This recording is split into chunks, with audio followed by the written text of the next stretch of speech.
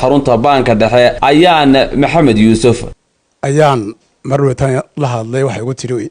Hargeysa imika ugu horeysa waxa joogtay 3 bilood oo ay shaqeynaysay gabadha ay la joogtay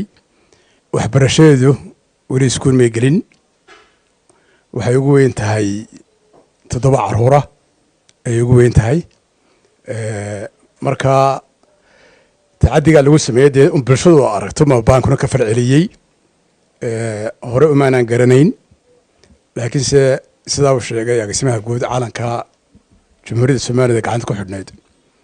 يو في الفرعوني ذي كم بقتي أيام بان سوتشي ذاتي طيب تناوح نقطة إن أنا كتشوا ابنه أنا جو بانك دحاء لقبلها ما توا شغالها بانك دحاء وحبرشة أنا وبلغ قاضينا هدي وسارد وحبرشدو أي نقل ورقة أهلا وسهلا وميل كفي عن أي جينس العجيز وحي كران كيجا وحفري أنا كفرنا هاي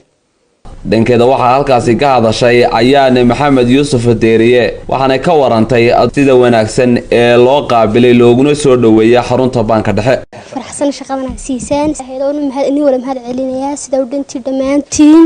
maxaa filisaan arrimaha qoyska ونهار علينا أجا أنا كوفر حسن شقادنا سيسان